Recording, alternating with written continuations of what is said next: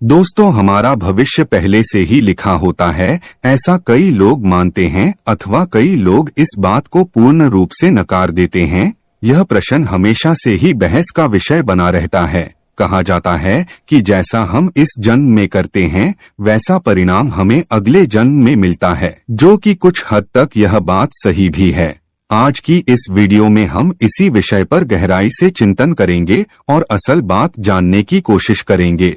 नमस्कार दोस्तों, स्वागत है आप सभी का हमारे इस चैनल गरुड़ धर्मार्थ पर। आज हम कुछ पौराणिक कथाओं और शास्त्रों की सहायता से इस बात को समझने की कोशिश करेंगे कि वाकई भविष्य पहले से ही लिखा होता है या फिर हमारे कर्म हैं जो हमारे भविष्य की धारा को सुनिश्चित करते हैं। तो चलिए शुरू करते हैं आज का यह टॉपिक। दोस्तों, कृष्ण कथा में हम देखते हैं कि आकाशवाणी हुई थी कि देवकी का 8वां पुत्र कंस का वध करेगा, लेकिन कंस ने यह बात सुनकर कहा कि वह मेरा वध तो तब करेगा जब मैं उसको उत्पन्न होने दूंगा। इस सोच के साथ जब भी देवकी के कोई बच्चा जन्म लेता तो कंस वहां आकर उसके जन्म से कुछ घंटों के भीतर ही मौत की नींद सुला देता था। लेकिन जब देवकी के 8वें पुत्र की बारी आई तो विधि विधान के साथ जन्म भी लिया और बाद में कंस का वध भी किया। ऐसा इसलिए हुआ क्योंकि कंस की मृत्यु की भविष्यवाणी हो चुकी थी। साथ ही कंस के जन्म से ही लिख दिया गया था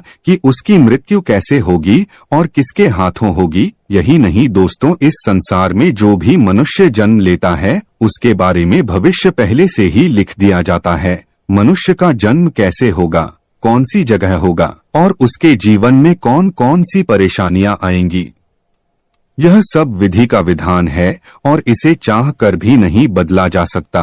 इसके साथ ही आपको यह बता दें कि कई ऐसे पौराणिक शास्त्र एवं ग्रंथ मौजूद हैं जिनमें कई महापुरुषों के भाग्य पहले से ही लिखे होने के प्रमाण मिलते हैं। जैसे हम रामायण में देखते हैं कि यह पहले से ही तय था कि भगवान श्री राम को 14 सालों का वनवास मिलेगा, अर्थात इसके पीछे का कारण भगवान श्री राम के हाथों रावण का वध होना था।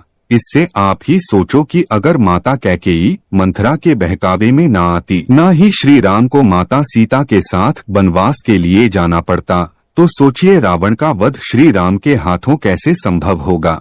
यह सब कैसे होना था, यह सब पहले से लिखा जा चुका था, जिससे कि यह सभी के सुमेल से संभव हो पाया। इसी तरह हर एक प्राणी का भाग्य लिखा जा चुका है। हम सब नाटक के छोटे से पात्र हैं जिनका किसी न किसी उद्देश्य के चलते इस संसार में जन्म हुआ है। लेकिन यह बात भी गलत नहीं है कि आपकी किस्मत आपके कर्मों पर आधारित है। वह कहावत तो आपने सुनी ही होगी कि जैसा बोओगे वैसा पाओगे। अगर आप अच्छे और पुण्य के काम करते हैं तो आपके साथ सदैव अच्छा ही होगा, लेकिन अगर आपने जीवन में हमेशा बुरे काम किए हैं तो ज्यादातर संभावना है कि आपको उसका दुष्प्रभाव इसी जन्म में देखने को मिल जाएगा। अर्थात आपने अगर बबूल रूपी बुरे कर्म किए हैं तो आपको आम के फल कैसे मिल जाएंगे।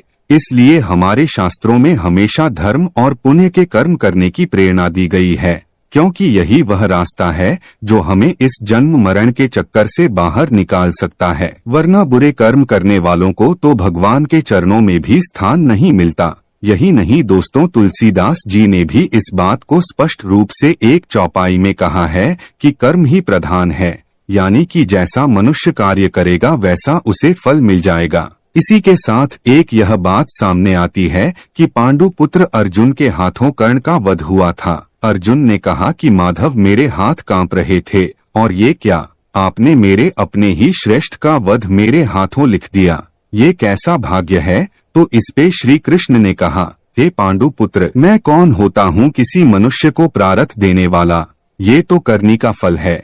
जिस तरह उसने जीवन में कर्म किए उसे उसके फलस्वरूप परिणाम मिल गया।